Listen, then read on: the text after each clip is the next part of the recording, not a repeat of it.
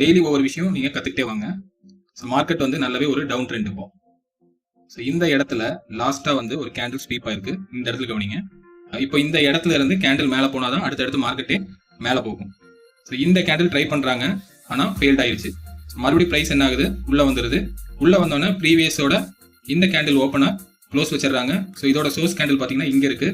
So price கண்டிப்பாக என்ன ஆகும், எக்ஸாக்டாக என்னாச்சு, சோர்ஸ் ப்ரைஸ்க்கு வந்துருச்சு. இங்கே வந்தோடனே நம்ம என்ன கவனிக்கணும், ப்ரீவியஸாக இங்கே தான் ஒரு செல்லரோட ஸ்வீப் நடந்திருக்கு, அடுத்த ஒரு பையர் ஸ்வீப் நடந்திருக்கு. அதுக்கப்புறம் செல்லர் வரல, பையர் ஸ்வீப் ஆயிருக்காங்க. செல்லர் வரல, பையர் ஸ்வீப் ஆயிருக்காங்க. செல்லருக்கு அப்புறம் லாஸ்ட்டாக பையர் தான் வந்திருக்காங்க. அந்த இடத்துல இருந்து மார்க்கெட் என்ன ஆயிருக்கு, ஃபர்ஸ்ட் இந்த லெவலில் சேலஞ்ச் பண்ணுறாங்க. ப்ரீவியஸாக இருக்கிற பையர் ஓப்பனை ஒவ்வொரு லெவலையும் சேலஞ்ச் பண்ணிட்டு இங்கே வரைக்கும் மார்க்கெட் போயிருச்சு. அதாவது இங்கே இருக்கிற பையர் ஓப்பன், இங்கே இருக்கிற பையர் ஓப்பன். ஸோ இதை வந்து இந்த லெவல் கொண்டு வந்துட்டு மார்க்கெட் என்ன ஆயிருக்கு, இங்கே வரைக்கும் நமக்கு போயிட்டாங்க. பிரேக் அவுட் ஆகிட்டு ஒரு செல்லர் இருக்காங்க. ஸோ இந்த ஹையை பிரேக் பண்ணனால தான் ப்ரைஸ் வந்து இப்போ டபுள் பாட்டம் எடுத்துட்டு மேலே போகுது. மேலே எங்கே போகணும், பையரோட ஓப்பன் ப்ரைஸையும் சேலஞ்ச் பண்ணும்போது எங்கே போகும், இந்த லெவல் போகும். ஸோ எக்ஸாக்டாக மார்க்கெட் என்ன ஆயிருக்கு, அந்த லெவல் போயிருச்சு.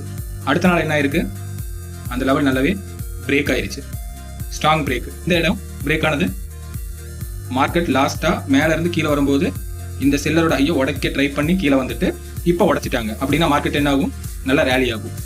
ஸோ ரேலி ஆகிறதுக்கு முன்னாடி என்ன நடந்திருக்கு, இங்கே ஒரு செல்லர் வந்திருக்காங்க, இந்த செல்லர் அடுத்த செல்லர் வந்திருக்காங்க. அப்போ அதோட சோர்ஸ் ப்ரைஸ் எங்கே இருக்குது, இங்கே. அப்போ ப்ரைஸ் என்ன ஆகும், கண்டிப்பாக இந்த ஓப்பன் டு லோ கண்டிப்பாக வரும். ஸோ அதே மாதிரி என்ன நடந்துச்சு, இந்த இடத்துல ஓப்பன் டு லோ வந்துச்சு. எக்ஸாக்டாக இங்கே இது என்ன ப்ரைஸு, பிரேக் அவுட் ஆன ப்ரைஸு. அடுத்த இடம் பாருங்க, இங்கே செல்லர் வரல, பையர் தான் ஸ்வீப் ஆயிருக்காங்க. செல்லர் வரல, பையர் வந்துட்டாங்க. ஸோ இதை க்ளோஸ் வச்சோன்னே என்ன ஆயிருக்கு, ரேலி ஆயிடுச்சு. இந்த மாதிரி ஒவ்வொரு விஷயத்தையும் கவனிச்சுட்டு மார்க்கெட்டில் ட்ரேட் எடுங்க. இதில் இன்னொரு விஷயம் என்னன்னா, சப்போஸ் இங்கே நீங்கள் ட்ரேட் எடுத்துட்டீங்க இல்லை இங்கே எடுத்துட்டீங்க அப்படின்னா, ஃபர்ஸ்ட் பிரேக் அவுட் கொடுத்த உடனே இங்கே வந்து ஒரு செல்லர் வராங்க. இந்த செல்லரை ஒரு பையர் க்ளோஸ் வைக்கிறாங்களான்னு பாருங்க. இந்த செல்லரை ஒரு பையர் க்ளோஸ் வைக்கிறாங்களான்னு பாருங்க. க்ளோஸ் வச்சுட்டாங்க அப்படின்னா ட்ரைலிங் ஸ்டாப் லாஸ் தூக்கி இங்கே போட்டுறணும், இந்த செல்லரோட லோக்கு போட்டுறணும். அடுத்த செல்லர் வராங்களா, அந்த செல்லரை க்ளோஸ் வைக்கிற வரைக்கும் வெயிட் பண்ணுங்க. இந்த செல்லரை க்ளோஸ் வைக்கணும். க்ளோஸ் வச்சிட்டாங்களா, இங்க இருக்கிற ட்ரைலிங் இது கீழே வந்துடணும். செல்லர் வந்து க்ளோஸ் வச்சிட்டாங்க, ட்ரைலிங் இங்கே போட்டீங்க, மார்க்கெட் வந்து ஸ்டாப் லாஸ் அடிச்சா அவ்வளோதான், நம்ம எக்ஸிட் ஆயிடுவோம். ஆனால் இதை மார்க்கெட் அண்டர்ஸ்டாண்ட் பண்ணவங்க என்ன பண்ணுவாங்கன்னா, இந்த இடத்துல ஸ்டாப் லாஸ் போட மாட்டாங்க. ப்ரைஸ் இதுதான் பிரேக் அவுட் பண்ணியிருக்கா, இந்த லெவலில் இந்த கேண்டில் இதான் பிரேக் பண்ணியிருக்கா, அப்போ இந்த புல் பேக் இதுக்கு கீழே க்ளோஸ் வைக்கணும்.